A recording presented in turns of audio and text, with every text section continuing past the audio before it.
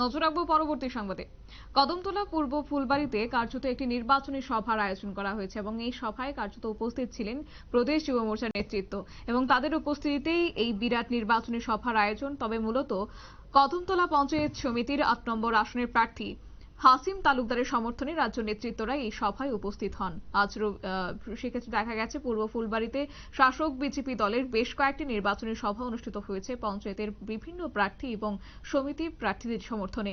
এদিন দুপুর 2টা নাগাদ পূর্ব ফুলবাড়ি পঞ্চায়েতের 1 নম্বর ওয়ার্ডের রেকমান আলীর বাড়িতে বিশাল নির্বাচনী সভা অনুষ্ঠিত হয়। উক্ত সভায় যুব মোর্চায় প্রদেশ সম্পাদক শুভঙ্কর সাহা, প্রদেশ লিগাল সেলের ইনচার্জ দেবদাস বক্সি এবং উত্তর জেলা যুব মোর্চার নেতৃত্ব সিদ্ধার্থ সিংহ সহ প্রার্থী হাসিম তালুকদার এবং অন্যান্য পঞ্চায়েত ওয়ার্ডের প্রাণীগণ উপস্থিত ছিলেন। বিজেপি প্রার্থীরা পঞ্চায়েত নির্বাচনে জয়ী হলে সাধারণ মানুষের জন্য রাস্তাঘাট থেকে শুরু করে গ্রামীণ সকল সুযোগ সুবিধা পৌঁছে দেওয়ার প্রতিশ্রুতি দেন।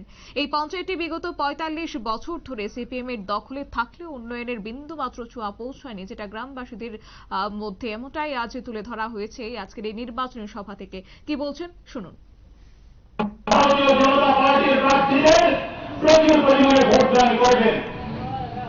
আপনাদের গ্রামের মধ্যে বৃদ্ধ মা আছে, কেউ স্বামী পরিত্যক্তা আছে, কেউ ছোট বাচ্চা আছে, যে সামাজিক ভাতাগুলি পায়, এই সামাজিক ভাতাগুলিকে যাতে আগামী দিনেও সুরক্ষিত রাখা যায়, সেই কারণে আপনারা ভারতীয় জনতা পার্টির প্রত্যেকটা যারা গ্রাম পঞ্চায়েতের মনোনীত ভারতীয় জনতা পার্টির প্রার্থী আছে, আপনাদের সকলের কাছে আবেদন থাকবে আপনাদের নিজেদের গ্রামকে সুরক্ষিত রাখার জন্য, নিজেদের যে সামাজিক যে পরিস্থিতি আছে এটাকে সুরক্ষিত রাখার জন্য আপনারা ভারতীয় জনতা পার্টি।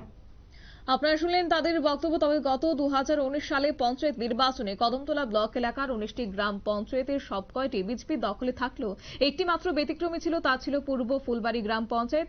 তবে এবার সেই পঞ্চায়েতে কার্যত এবার কংগ্রেস সিপিএম এর শক্ত ঘাঁটিতে হানা দিয়ে একেবারেই তাসের ঘরের মতো ভেঙে চুরমার করে দিয়েছে শাসক দল, যার ফলে উন্নয়নের ছোঁয়া লাগবে বলে আজ তিনি আশা ব্যক্ত করেছেন। আজ গ্রামবাসীদের সামনে এই নির্বাচনী সভা থেকে নিয়ে নিচ্ছে ছোট একটি বিজ্ঞাপন বিরতি। সঙ্গে থাকুন।